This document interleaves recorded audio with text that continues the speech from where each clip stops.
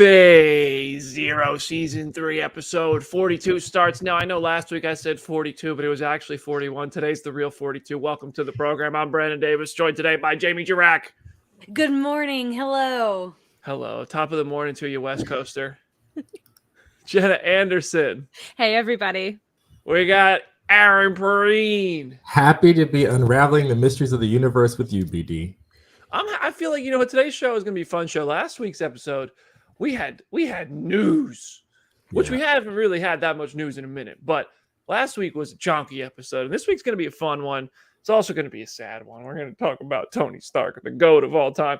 That would be the greatest of all time of all time. That doesn't make any sense. But we're going to talk about that. We do have plenty of news. Daniel Radcliffe is spewing lies. Deadpool 3, the Marvel's box office. X-Men 3. This story about X-Men 3 is insane. The greatest Lego Marvel leak of all time. And a Loki Season 2 theory that we're going to have to talk about in today's show. First, I want to shout out real quick one of our listeners who I don't believe is able to watch live today. Mike Hudock.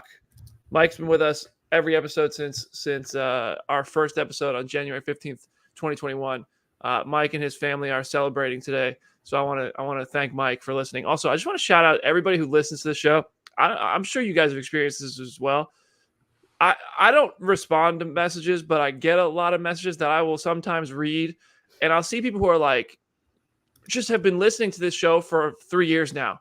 And it means a lot. So I want to thank everybody who's listening, and we've been allowed us into your life and your family, your house, your car, wherever you listen to us. I think that is so cool. I think it's kind of crazy. I think it's still a weird concept to me that there are so many people out there who know us and know our takes on Marvel and know the things we like and enjoy, and they get to share that with us and enjoy the debates and the chaos and the chonk of it all.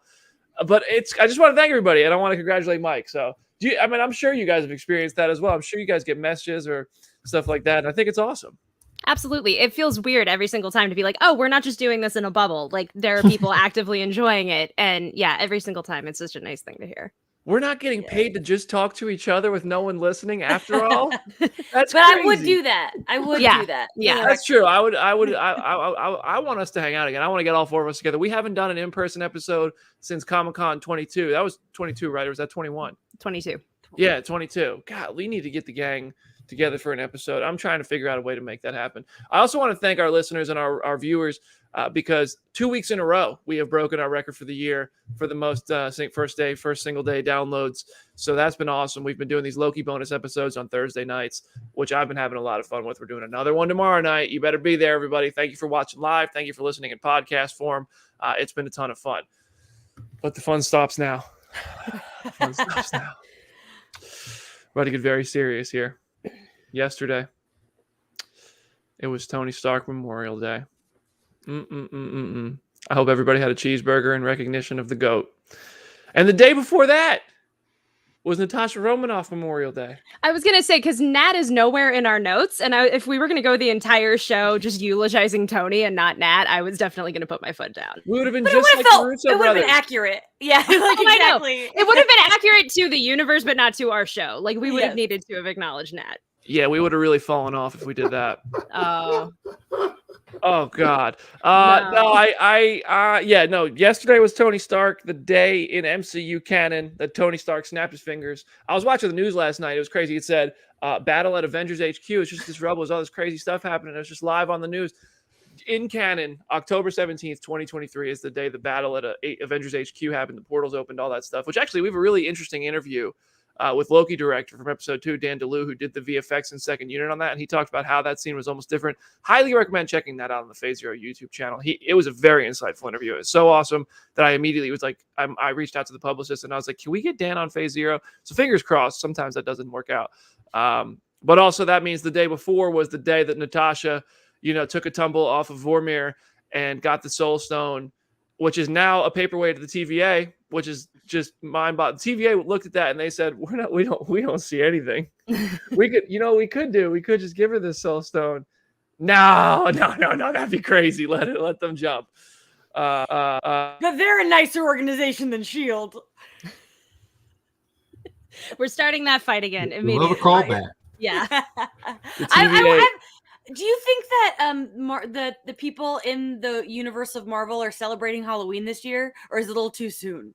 Did things too chaotic, or are kids still trick or treating in a I couple weeks think from there now? are some people, like the people who didn't get blipped are probably totally doing it. And I don't know, I'm sure there's probably like discourse online about whether or not it's like the right thing to do. And I'm sure they're like the very Halloween people who like make it their personality are still wanting to do it anyway. You can Probably. only have a 12-foot skeleton if it's dressed like Captain America or Iron Man. There you go.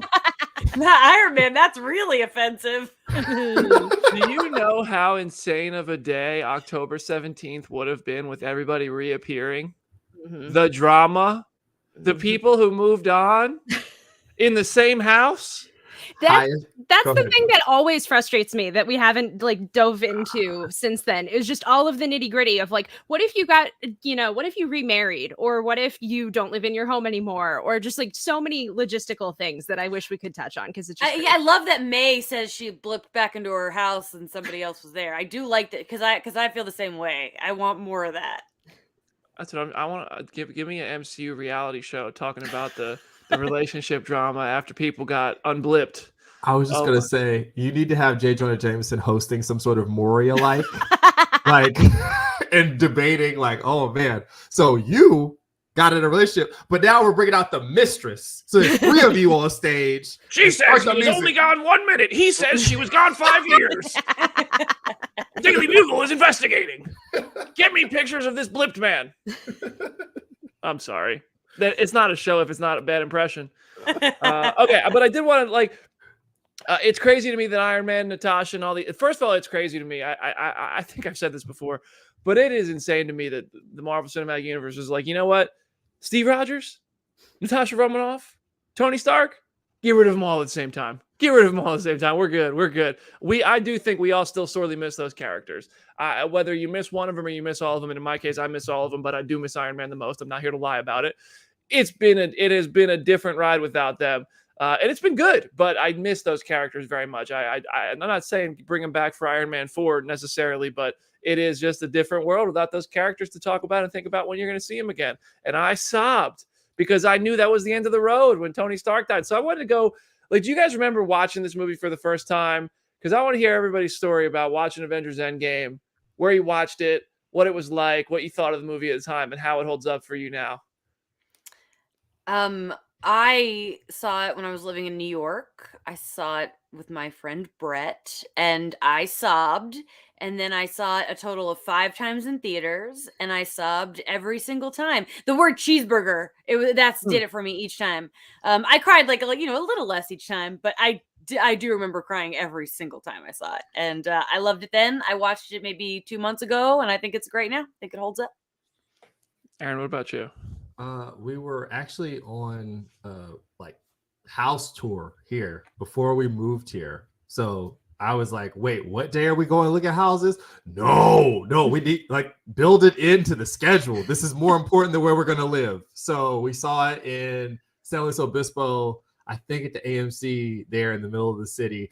Not a resident, just booked the tickets from way out of state and sat down. I think, we even had some trouble getting to the theater on time because it was like the most full theater I've ever been in. And seeing the crowd reactions to all the stuff will always ring through my memory. And it was silent. Like your sleep paralysis demon and your interior monologue, hearing them out loudly during the last probably 20 minutes of the movie, like everybody was just in awe. It was very, very, very wild to see in person. So yeah, I think that's what I remember most. I was like, dang, it's really quiet in here. Like, I mean, like you could do anything. Like someone like shifting their chair and they'd be like, shut up, man, shut up. So yeah, I'll never forget that. I like we went to our local IMAX. It was me, Chris, and his brother, and I don't remember crying. I'm sure I probably did in some way or another, but I also think I'm the type of person who doesn't start crying over a character death until I definitively know it's real. And so it was kind of like the movie's not over yet. Who knows what's going to happen? But I just remember, like Aaron said, the crowd reaction, and just especially when Steve picks up the hammer, that was like one of the loudest crowd reactions I've ever heard in my entire life, and it was just so nice. That the energy in the theater was unbelievable. I remember seeing it. I was incredibly lucky to go to the premiere of Endgame, which is probably the best day of my life. It was just insane. And for the premiere, they didn't just have a premiere for this. Like usually you go to these Marvel premieres, they're on Hollywood Boulevard or they're, out there maybe at the Westwood Theater. They did this at the LA Convention Center. They put bleachers in one of the exhibit halls and there were thousands of people there. It was insane. And I remember when this was coming up, Warner Brothers invited us to Tokyo for Detective Pikachu and Godzilla in one junket. And I said, what are the dates? And I forget what the dates were, but you had to be in Tokyo during the Avengers Endgame premiere. And I was like, wow, well, this is the best problem I'm ever going to have. Unfortunately, I can't go to Tokyo. It was the easiest. I can't believe that I ever had to make, that's how spoiled this job has made me. And I'm to this day, I'm glad I made the choice though, to go to the Endgame premiere. And I remember the end of the movie. I remember Natasha dying. It was okay, I felt like how Jenna felt, where it was I don't believe it because the whole point of this movie is bringing everyone back.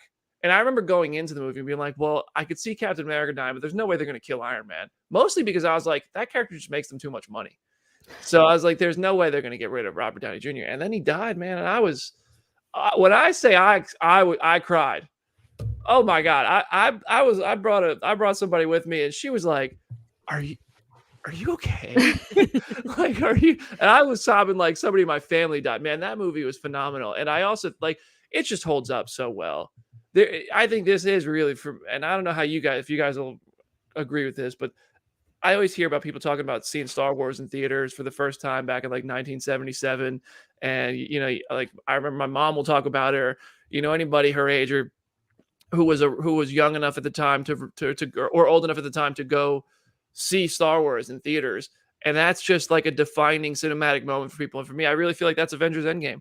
I just think there's never going to be another cinematic experience that's going to stand out in my life like Avengers Endgame did. And it holds up. I think it's just, it's the best. It's the best. Infinity War might be a better movie, but Endgame was absolutely the best experience ever, in my opinion. I gotta say, the ending of Infinity War, the theater I was in, was something also that's burned into my mind forever too, because nobody knew anything or whatever about what was going to happen. So we're in there. There's all these children. That's the one thing that really sticks out to me, is there's a bunch of strollers, a bunch of 5-year-olds with action figures. And boy, when the stuff hits the fan, the kids was upset. It's like watching a bunch of children watch the ending of Bambi or Watership Down in real time, watching them get a canon event for themselves that they're never going to forget ever, was really, really amazing. But I'm sure Cap's Hammer or seeing all 3 Spider-Men is that for some kids too. But whew, Infinity War ending, man, people sleep. I as sad as I was Iron Man, I'm like, oh no, that's so sad. And then when Peter really goes up to him, and then Pepper's like, all right, kid. And Rhodey wasn't even there. Oh, well. I literally lies to you again. Endgame also, as all of us who have watched the MCU from the beginning, and it's been part of our job, literally, it's become part of our life in a really embedded way. I mean, I love the MCU. I've loved it since 2008. I loved Marvel movies before that, long before that.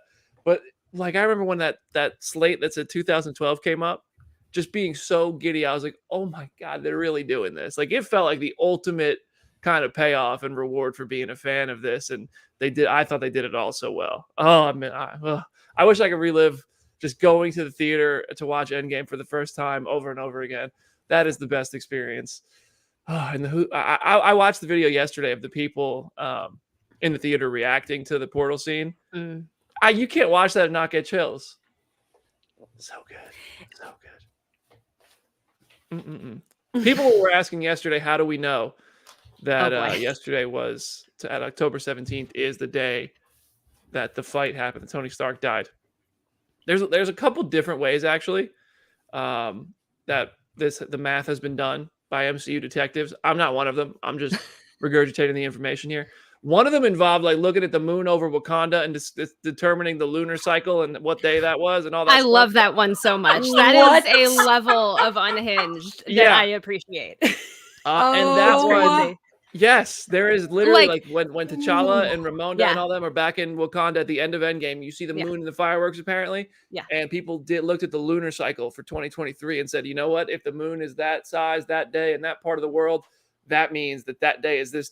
So yeah, no, it's hats off to those folks who really bust out the detective goggles. But also you can look at some details from the film, like obviously Infinity War's 2018, Endgame's 5 years later, so it's 2023. You look around, it's the fall, so that's kind of late, you know, based on the trees. That gives you a small window.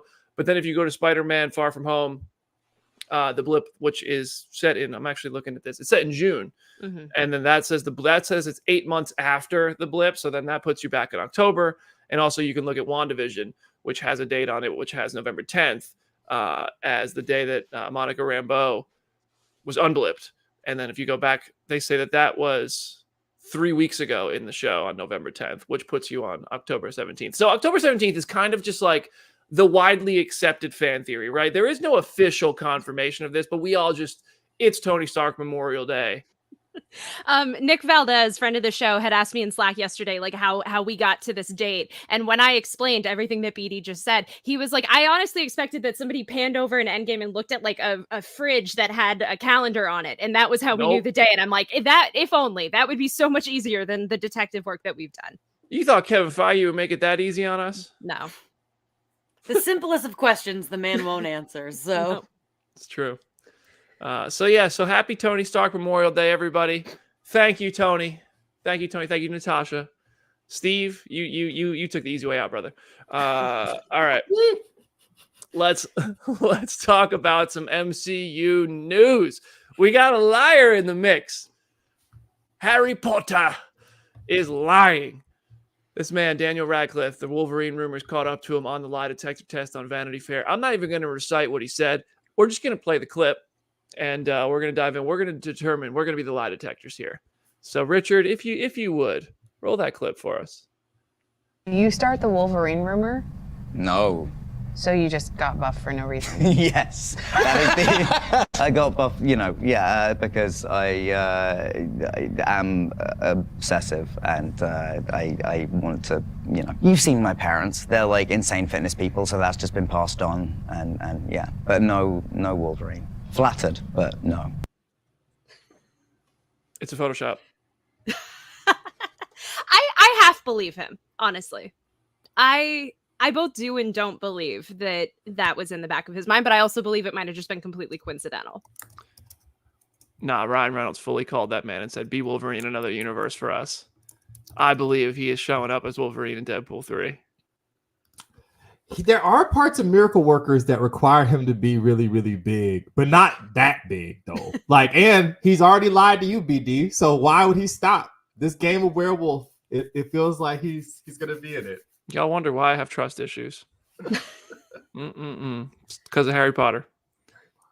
I think he's lying. You know what's interesting is if you watch this whole video, the lie detector man in the video they don't cut over to that man and say whether or not he's lying. I think Kevin Feige called up Vanity Fair and said, hey, you can roll that part, but don't roll this part. Cut it. I don't know. If you get him and Taylor Swift in this movie, goodness gracious. That's what Layla was saying in the comments. And even then, like all of the rumors and the speculation about the possible cameos we could get in this movie is just a smorgasbord. So I don't know. I also feel like the Wolverine rumors started so long ago. Like they started before Deadpool 3 was even a thing. So I think like there is probably some truth to what he is saying, just probably not entirely. Or am I the only one here who actually believes he's going to be Wolverine at some point in any universe of it? Oh. It's me. I'm alone on this island. All right. I don't want to get my hopes up. I don't want to get my hopes up for any casting decisions. Or like Mr. Fantastic to get shredded into chaff. Like anything's possible. That Feige hears this stuff. It's fine. Right now. This island is Jamie, warm. I'm chilling. I just don't know how I feel about all these fan casts getting cameos. Mm-hmm. I think it's a little icky. I don't know, to be like, oh, you wanted it, you got it for 5 seconds because the internet asked for it. I don't like the idea of loud people on the internet dictating what happens in the movies I watch. Loud people on the internet Especially already like dictate this. like everything. Yeah, but it's just that I don't want them. I don't want Twitter to have creative control over my movies. I just don't want that. And sometimes it does work out. I do, sometimes fan cast, but a fan cast is different from a fan cast cameo. I don't know. It just feels odd. I wouldn't be mad if he showed up. I love Daniel Radcliffe. He's a very talented boy. He's an adult man. He's the same age as me. Can he short? I will also say it's not like he is the sole Wolverine fan cast. It's not like this is a Krasinski situation where people only wanted Krasinski for the longest time. I feel like there's an equal amount of people who want Taron Egerton. So I think that's part of why I'm not getting my hopes super high for Radcliffe appearing, because it's like there are plenty of options that they could go with if they wanted to do that kind of gratuitous cameo. It's because Taron Egerton never did a viral interview with me at South by Southwest that made its way to the Tonight Show with Jimmy Fallon. We have that clip. We got the clip with Daniel Radcliffe. No, it's not ready for today's show. But I did ask him about that. Richard just started sweating backstage. Richard's like, where's the clip? I do. I think Taron Egerton should be permanent Wolverine. But if there's gonna be a cameo Wolverine that gets killed off, you know what? Whatever. Or just in another universe. I don't know. I don't care. Daniel Radcliffe would be a good Wolverine. Both of them would be. But I believe one of them already has been. I said it. And that's fine. We can pull up this tape. What's today? Write it down. October 18th, episode of Phase Zero. I think Doctor Strange and the Multiverse of Madness burned us. We thought so many cameos were going to happen, and now I feel like Deadpool 3 is doing it again, where we're going to think all these cameos, and I think what's going to happen is the exact same thing, where all the cameos that we already know about or have really deeply predicted are going to be the only ones we see. So I'm just like, temper expectations. That's fair. That's fair. That's my feeling. My expectation is that he'll be there. I also, I think Doctor Strange, the cameos in Doctor Strange backfired for sure, in a way. Like, for me, at least. I thought it was cool, but then when they all were wiped within a minute, I was like, what just happened? And I really hope that they still have fallout from that in some way or another. I hope Earth 838 has some kind of fallout for that. But I don't know if it's going to. In the past, I would have said absolutely the MCU is it was tightly told enough that any major moment like that would be a factor later. But maybe Earth 838 goes the way of Justin Hammer. Who knows? But yeah, I think I've also heard good things about Deadpool 3. I'm hearing Deadpool 3 is shaping up to be as good as we want it to be. So that's good. But Deadpool 3 might not be released when we want it to be. I was going to say, you say that, but how much of Deadpool 3 do you even know about? Because Sean Levy did some interviews and he basically said he's not sure if the movie is going to make the May 3rd release date that it currently has. I know we debated about this on the show last week. I did the math after we recorded last week's show. It's like 200 days or so until that movie is currently scheduled to come out. And with the strikes, and that feels logistically impossible. And so Sean Levy said to The Wrap, I wish I knew. I don't even know if we officially have a release date. I know we were going to be May 3rd. Certainly the actors' strike and the long pause in production have put that release date at true risk. We've shot half the movie. I've edited half the movie. We're dying to get back to work and get this movie out next year. So whatever speculation we can have about Deadpool 3, we now know there's only half of the movie to even speculate about. So how do we feel about this? I mean, I think that the delay is inevitable. I think Marvel's going to try their hardest to get this thing out there on May 3rd because that's their weekend, like we've discussed. But I don't see it happening because the talks blew up and the AMPTP is a bunch of dickheads and they won't pay people. I think they could have had a better talk, and the SAG actors, could have kept the talks going. They would have kept the talks going, but AMPTP said no. And they walked out. Pay the people, man. Let the movies get made, or you're gonna ends up being the ones paying for it in the long run. You said it. Nothing to follow that with. We can end this anytime. It's like I said. You sound like a substitute teacher. It's like it's on y'all. We're just sitting here. Bill Nye the Science Guy is right over there in the corner. We could all be free if y'all would just not do what you're doing. So yeah. I mean, I also like the claim is that it blew up over the negotiations blew up because the actors wanted 2%, right, of streaming revenue, which is about $800 million a year. I personally think AMPTP walked away from that because they literally can't afford to pay that. That's what I think, because I think streaming already yachts is $800 million, BD. How many communication homes is $800 million? That's the thing. Yeah, they can afford it because no, you're right. Literally, yes, they probably can. like I'm sure there is money somewhere in these studios, these corporations to pay that. But what I'm saying is I think streaming is already such a bad idea and it's operating at a loss for so many of these studios that overinvested in this. And the fact that you're seeing things like Best Buy stopping selling physical media and all these other things that are happening, revenue streams are shrinking. And it's their own choices that are doing it. But that doesn't mean you can get away with not paying people for their work. You got to pay these people for what they're doing, and that's it. That's the bottom line. But I mean, $800 million is a lot of money at a time where I think a lot of these studios are like, they're just looking at like, dude, we can't do that right now because we'll have to sell our vacation homes, whatever the reason. But it's just like, you know what? Then don't be making choices and trying to buy things that you can't afford. I'm sure Aspen is lovely. Come off the bread so we can have our movie. I will say, back to the Deadpool 3 of it all, I feel like if Marvel doesn't make the May release date for 1 year, I don't think the world's going to end. I think like they as a brand, as long as like people will watch the movie regardless of whenever it comes out. If we don't get it in that date that they usually have a movie in, I think that they'll probably be fine as an organization. I think they recognize, especially with all the post-production stuff too, that this movie needs to take as long as it possibly can to really be good. I was just gonna say, aren't they just gonna switch Captain America 4 to that anyway? If Deadpool doesn't make May, aren't they just gonna move Cap up? That could happen. We don't know. I think that's likely. Yeah. Yeah, if Cap 4 is far enough along, which I'm pretty sure it is, they could just swap them. I think they just saw. There's no denying Deadpool 3 is going to. If they were both had all things considered, the movies are done. They're safely, properly finished as they want them to be. Deadpool 3 is going to be the bigger movie, I think. There's Probably. I just think Deadpool 3 is almost a guaranteed billion, whereas Cap 4 is going to be a very big movie. But I think Deadpool 3 is just, if you look at the entire slate of Marvel Studios films in the next 5 years or however so many laid out, I think Deadpool 3, aside from maybe the Avengers movies, is hands down the biggest movie they have on the schedule in terms of box office expectations. So I think that they always have that movie in that May date, the biggest movie of the year. But Cap 4, that's no small potatoes. That's a great May movie. That's a great. Did a Winter Soldier hit that May opening weekend, or was that a July? Yeah. Okay. Well, Cap 4 is a big one, but I think Deadpool 3 was what they wanted to be the biggest movie of the year. And it might still be, just at a different date. But yeah, hopefully we get something. Hopefully they're able to finish these movies and the actors are able to get paid. But all right, guys, we're going to take a quick minute break. When we come back, we're going to talk about the Marvels. We're going to talk about the craziness behind the scenes of X-Men 3, and the greatest Lego Marvel set of all time is coming finally. We'll see you in a moment.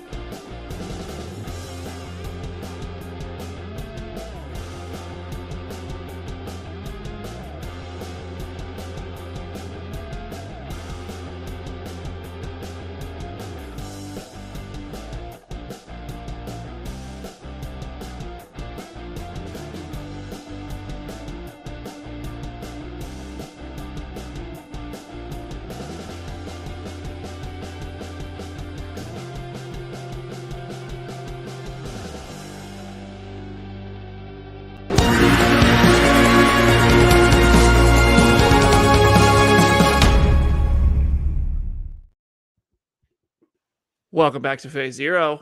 We're talking about the Marvels to start off the second half of the show.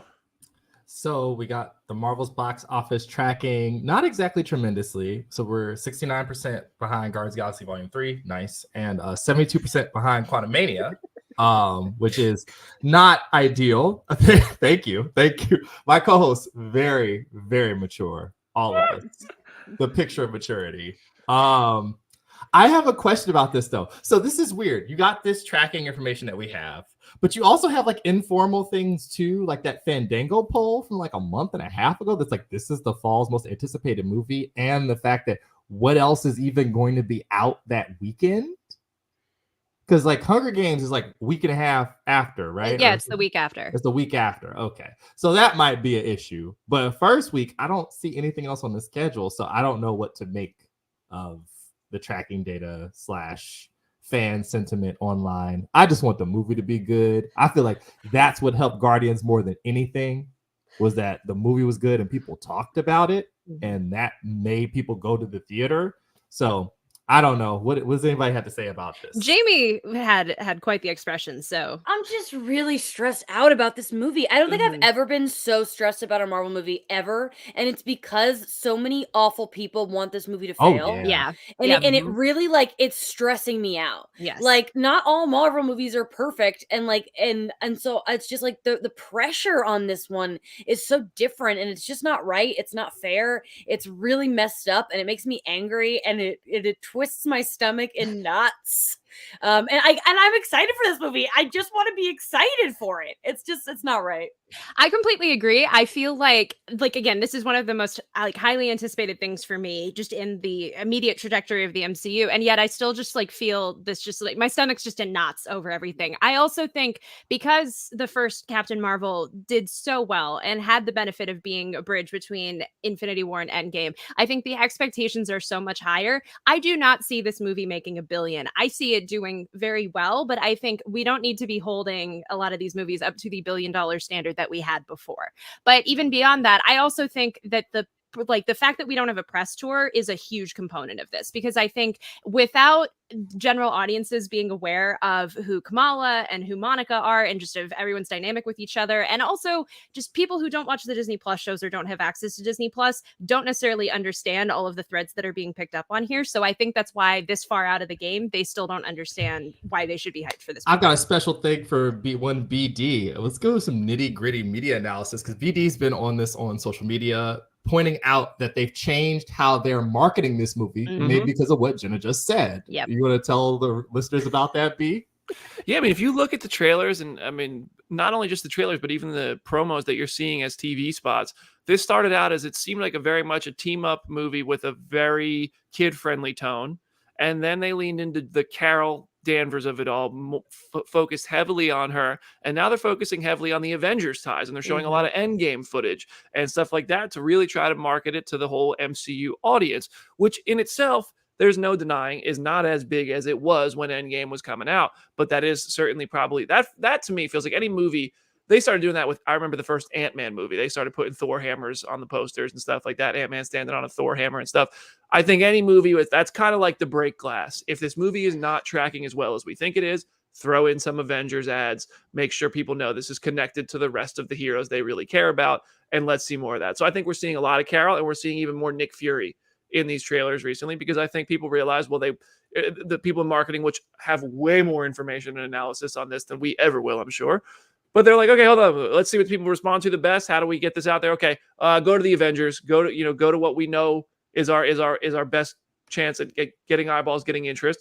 And I think the movie's hopefully going to be good. The trailers, the trailers haven't been like my favorite thing. They're not blowing me away. I can't even really tell what exactly the movie's about in a way that's like not just Carol at some point did something to this villain, and now the villain is coming back for revenge. And that's, you know what? That's the case with a lot of trailers, though. So whatever. I'm excited for the movie. I can't wait to see Carol, Kamala, especially Kamala and her family, and Monica, the aerospace engineer. Wait, no. But I'm excited for this movie. I just hope it's good. And like you guys said, it sucks because it feels like there's so much stacked against this movie in terms of the way people want it to fail. These soft, annoying people on social media. And we already talked about this, where I said I in one tweet that I don't think the Marvels is going to make $1 billion. People started coming at me and saying, I want it to fail, all this stuff. But like, no. And I also hope, I would like to make one thing clear for everybody. I think this goes without saying, but like on Phase Zero, we're going to approach this the way we approach every movie. We're going to go in there. We're going to want to enjoy it. Hopefully we all do. We're going to be honest with our takes, and we're going to support the hell out of the film, because that's what we do here. We're all very excited for this movie. But I mean, just the other day I tweeted about that this movie's suffering from the press tour, and there's so much, and it's going to be unfairly and unnecessarily toxic discourse. And there's so much of that already that people are like yelling at me saying that I'm trying to get the movie to fail, I'm rooting for the movie to fail, or whatever it is, just because I'm saying something like that. It's like, no, I get why people feel the need to do that because there's so much of that out there. You want to throw it at me, that's fine. But I promise you, anybody who listens to Phase Zero, you're not going to get that here. You're only going to get us being enthusiastic and honest. And I'm excited for this movie. And can I get resident Phase Zero detective Jenna Anderson to talk about the other detail from this trailer is where they break the glass? Yeah, so this is the break glass in case of emergency thing. If I had a nickel for every movie that is Captain Marvel related that teased a cameo in its trailers before the movie came out, I would have 2 nickels at this point, because a TV spot was uploaded on Friday, I believe, either Thursday or Friday. It has started airing on TV, and at the very end of it, you can see Carol is like, I called a friend, and you see the Bifrost going over to Carol's ship. And so this has started speculation of, okay, it's probably an Asgardian. Some people are saying Thor. My theory is Valkyrie, also because Tessa was in Nia DaCosta's first movie, so this would be very much a Carol being in Shang-Chi sort of situation. But what do you guys think? Do you think Valkyrie's in this movie, and do you think that we're already blowing the load with it? I didn't know about this until you just said it. I didn't know. I'm shocked you didn't know. Oh my gosh. Yes, I want to go to there. Valkyrie makes a lot of sense. Valkyrie makes a lot of sense. Oh, yeah, she does. I'll be honest, I've heard good things about the Marvels already too, and I've heard there's a lot for like MCU and Marvel fans in this one. So I think that people like us are going to really enjoy this movie, and we're going to be like, oh man, I can't wait to. There's going to be a lot of stuff that we're like, I can't wait to see that all pay off later. I think there's going to be a lot of that in this movie, is what is my understanding. But I'm hearing good things. People in the chat are complaining that this is a spoiler. If you watched football at all on Sunday, you saw this TV spot like 5 times. So I'm sorry. And every Taylor Swift fan. There it is. If it's in a trailer, we're talking about it. It's our job. I also just watch football just every Sunday in general. So okay. Like, I read it for the articles. Listen, I have been a miserable Chicago Bears fan for several years now. That has nothing to do with Taylor Swift. This TV spot is airing. It is like, it's already out there. I'm sorry if you wanted to go in completely blind, but like we were going to talk about it. Yes, if it's in the trailer, it's fair game. It's fair game. Did anyone else notice that Goose is a different cat, like completely? No, like, because they dropped the Goose poster, and I wrote up the posters, and I didn't initially clock it, but a side by side of the Goose poster from the first movie and this movie, maybe it's just not Goose, because this cat has like a white beard, and the original Goose didn't. So I either it's a new Goose or this is a new cat on a poster that's not Goose, because we know we're getting a lot of Flurkins. Nah. So justice for OG Goose, I guess. I don't know. That's it. I'm with the boycotters. They recast Goose. Well, it's also been like, what, 20, 30 years since the first Captain Marvel? What if this is a situation where it's just like Goose 2 or something? It's like, oh, the first Goose is in a farm upstate, and we're just going to get a new cat and rename it Goose. I don't know. But what is a Flurkin's lifespan? Do they have the same as a cat? And cats can live to be like 20 years, you know. What does it say Goose on the poster? I don't think it does. And I when I wrote it up too, I just assumed it was Goose. I wasn't doing a cat check. It's like I'm somebody's little sister in a sitcom, and they replaced my cat, and I didn't notice. What if it's Maverick? What if they renamed him? Oh, that's and cute. Recast him. Just name him Chewy. Name him as comic accurate. I think it would have to be Rooster. You expect comic accuracy? Sometimes. Out of your mind. Sometimes. Well, yeah. So also good comment here to wrap up the Marvels conversation from Rafael Rodriguez on YouTube. Barbie Oppenheimer also had low projections 1 month ahead of their releases, and the reviews came out a month, and then word of mouth factor helped those out. I mean, I do think it goes without saying, if this movie gets great reviews, it's going to make more money. It's currently, the last time I saw the projections, it was like projected to open to $50 to $75 million, which is not, like, people are acting like that's a terrible opening in the first place. False. That's a pretty solid opening weekend. Obviously, you're going to have the angry people dancing in the streets as if that's some kind of win. If Captain Marvel sequel opens to $65 million, that's pretty good money. Like, whatever. We'll cross that bridge when we have to.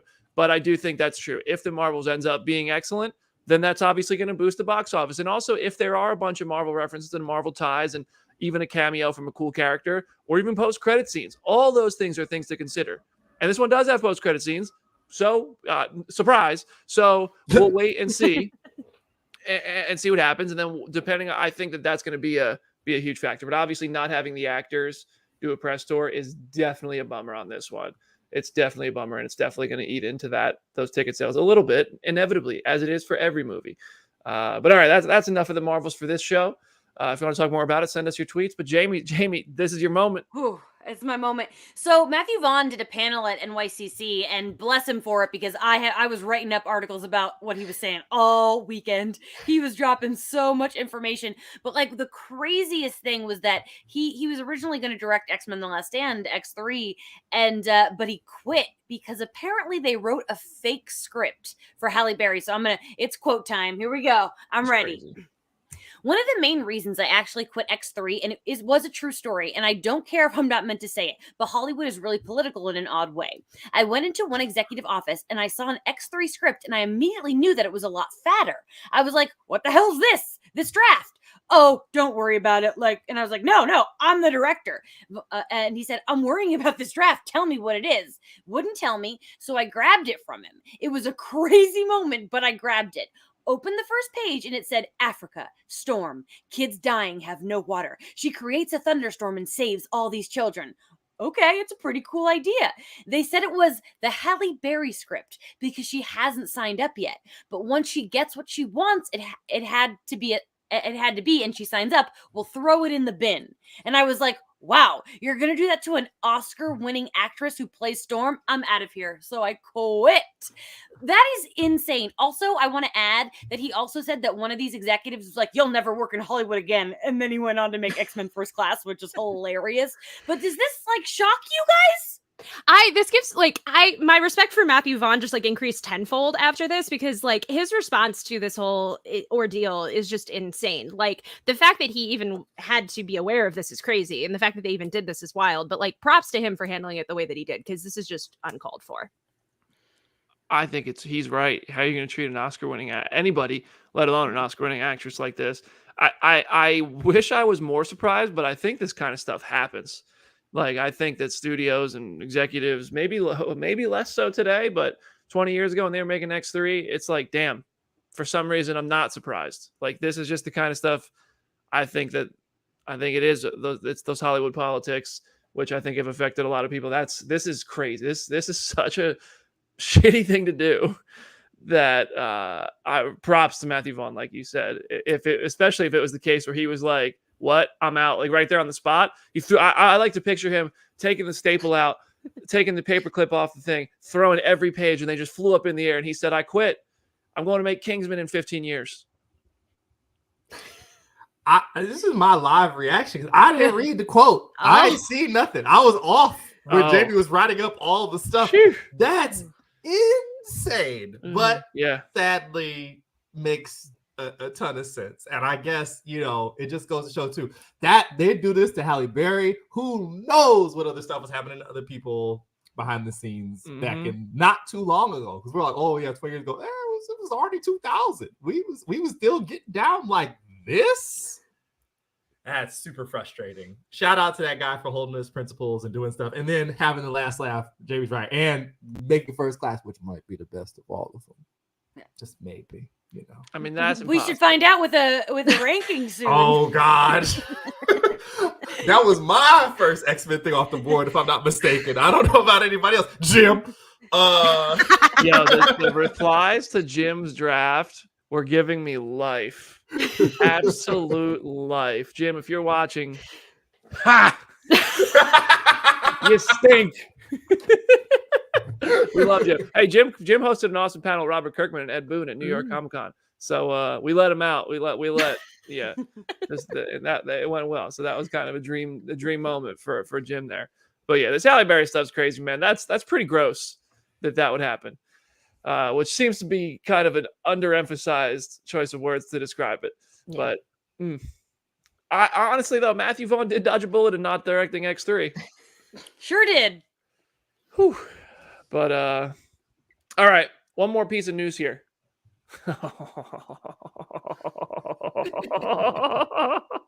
This is just the BD show. We're eulogizing Tony Stark, and then we have this. Finally, Lego Avengers Tower. It has leaked online. We got the images of it, and I know all about it. I know all about it, baby. Look at this thing. That thing is massive. It's taller than the Daily Bugle set. It's a single modular set. It's going to be $525. It's dropping on Black Friday. You guys know how many minifigures are in this thing? So many. 35. Jesus. Wow. Can we acknowledge the one minifigure that is like the most delightful one? There is a Kevin Feige minifigure in this, which just What? is hilarious to me. Today is Kevin crazy. Feige What is little going hat. on? Yeah, But- he's got his little hat and everything. Does it come with a Bank of America sign that you can replace over the A? You need Spirit Halloween. That's the real thing. We finally know who bought Avengers Tower on November 24th. It will be me. I am so excited for this thing. This thing, Kevin Feige minifigure, it's got like a Kevin Feige face print and a hat. It actually looks somehow like the Kevin Feige minifigure looks more like Kevin Feige than Kevin Feige does.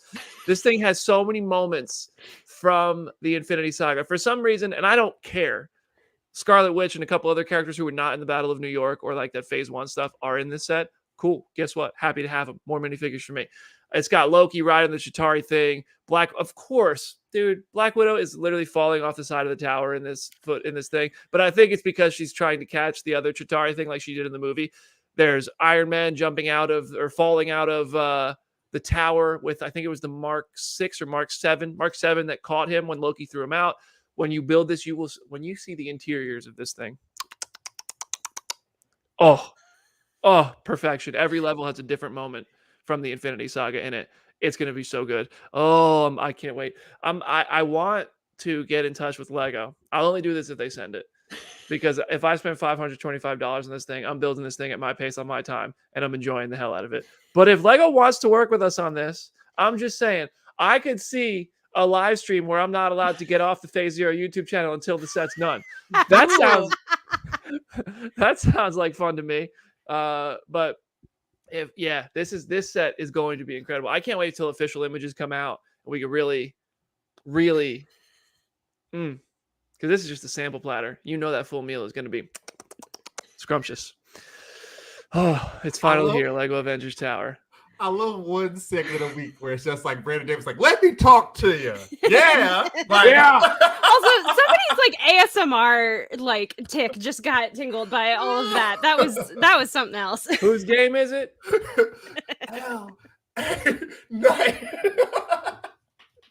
Jamie and Jen are like, what is going on right now? Listen, Yeah. I love Legos. I don't know if I love them that much to spend that much money like in one sitting, but I think this is a very cool set, and I hope that they do more like it because I think that it is very awesome. It is cool. I'm not a Lego person. It's the same way I'm not a game person. That's too much time that it does not interest me. But I'm really happy for you. I've made worse financial decisions. I respect and applaud paying for it. I mean, what else do you like? That's if you have money, buy a Lego set. Come on. I mean, I should probably pay off my student loans, but No. Priorities. but all right, we're gonna take a quick break. We come back, we gotta talk. Oh wait, actually, before we take the break, let's talk about one more piece of news, that Wonder Man news that you added to the rundown. Yeah. So we got Wonder Man might be Dunzo. So as you all know, because you listen to our podcast, so you were in this weird multiverse of Marvel content together with us. The Watch podcast talked to MCU, the Reign of Marvel Studios author Joanna Robinson, also of the Ringerverse, and she revealed that she's heard they're trashing the Wonder Man project. And Joanna has been spot on stuff for like almost a year now. It's been a long time, longer than this summer. And that would mean that Yahya Abdul-Mateen II, who's supposed to be Wonder Man, the series wouldn't be happening. That would also fit with the restructuring of all the Disney Plus shows. We'd talk about making season 2s. You can't really make a bunch of season 2s if Wonder Man and I don't know, everything but Brandon Davis's Nova series, because we want to make him happy. We just came off the high, so we don't want to anger him too much. Would everybody be sad about the Wonder Man? I'm always Jamie. I'm mourning the triangle. More than the triangle. I was so excited about this love triangle. I do want to clarify though, because I did listen to this podcast, and the way that trashing made it sound was that it might be like a Daredevil restructuring. It might not be completely done. It just might be that they are reconfiguring the show as they have it right now. And then because she also, I guess, in the same interview, kind of talked about like Vision Quest and some of the other things that are rumored but aren't officially announced, and said like a lot of that is going to be changed going forward. So I'm not giving up hope yet. I feel like we're still going to see this, even if it's just like a special presentation or something. But I don't think they're going to completely dump it. I hope not, because as Jamie was about to say, the love triangle. I wanted to see certain people kiss each other. Sometimes I like when boys and girls kiss too.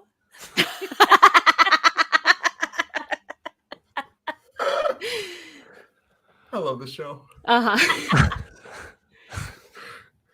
We broke BB. Yes, we broke him.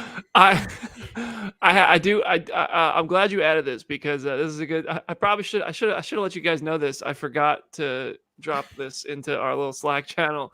But next week on Phase Zero, Joanna Robinson is going to be here talking about this book. Woo! Which I have picked up and I haven't read yet. I'm very excited to read it. So MCU: The Reign of Marvel Studios is the book she's promoting in this interview. And I was messaging with Joanna, and we ended up emailing, and she's gonna schedule to join us next week. Awesome. So that'll be cool. So everybody in the listenership, if you can pick up MCU: The Reign of Marvel Studios, and you want to know what we're talking about next week, I gotta fly through that book this week. So I'm about to be on the treadmill just turning pages. But yeah, so good. I guess it was a good time to let everybody. I should have probably let you. I knew this for a couple days, but I forgot to say something. That's my bad. Way to go. All right, take a quick break. Actually, you know what? I think we'll just save this Loki theory for tomorrow night's Loki show. I think that's what we'll do. It's a pretty cool Loki theory, and I'm very excited to talk about it. But just in case anybody is wanting to stay spoiler free and they're listening to our Wednesday shows, we won't spoil it for you. We'll have you tune in to tomorrow's Thursday Loki show, which are already awesome. But with this discussion being added, I'm actually pretty excited to talk about it. So yeah, all right, that's today's show. Jamie, you're at the top of the screen. Anything you want to say to wrap up Phase Zero Season 3, Episode 42? Yeah. Oh boy, excited for tomorrow's Loki episode. Follow me on Instagram, Letterboxd, and TikTok at Jamie Jirak or at Jamie Cinematics on Twitter. Today was fun. We laughed a lot. Jenna Anderson, tell them what to do. It's at Hey It's Jenna Lynn on social media. As always, go read some comics. There's a new issue of Scarlet Witch. It is the second to last issue before they rebrand as Scarlet Witch and Quicksilver. So definitely check out that issue. And yeah, there are just a lot of really good comics, including Sensational She-Hulk #1. So please pick that up. Ooh, Aaron? It's at Some Lake Corner on Twitter. You can find me there. We're doing a lot of fun stuff here in the old Phase Zero verse ourselves, trying to unearth what the heck is going on with all this stuff. But friend of the show, Yuri Lowenthal, told me to tell you, go play Spider-Man 2 this weekend. You owe it to yourselves. Go experience Spider-Man 2. That PlayStation 5 just been sitting there doing whatever, playing Rocket League, going through God of War again. There's finally something. Go do it. I hear it's amazing. I've seen a couple good reviews for that one. Seems like people like it. Yeah, people like it. Including Comic Books Chris Killian, and there's a full video and there's a full review on comicbook.com/gaming. Our gaming team is all over that. So go to comicbook.com/gaming for more Spider-Man 2. Great plug there, Aaron. And that's our show. We'll see you tomorrow night. I'm very, very excited for our Loki episode Thursday night, immediately after the episode. I think this one is about, I want to say 50 minutes. It might be, I don't know. I might be confusing it. Don't quote my runtime. I know the runtimes, but I don't remember off the top of my head how long episode 3 is. We'll let you know tomorrow morning what time we're live. So stay tuned on Planet X for updates there. And we'll be live immediately after Loki for another bonus episode. Those have been a ton of fun. Tomorrow night's episode of Loki is fantastic. I really, really like it. Ooh, especially in the second half. It gets good. It gets good. All right, y'all. Hit me up at Brandon Davis if you want to talk more. Leave a 5-star review if you don't mind. Share us with your friend. Make your dog listen to us for an extra listen. And we'll see you tomorrow night. Later.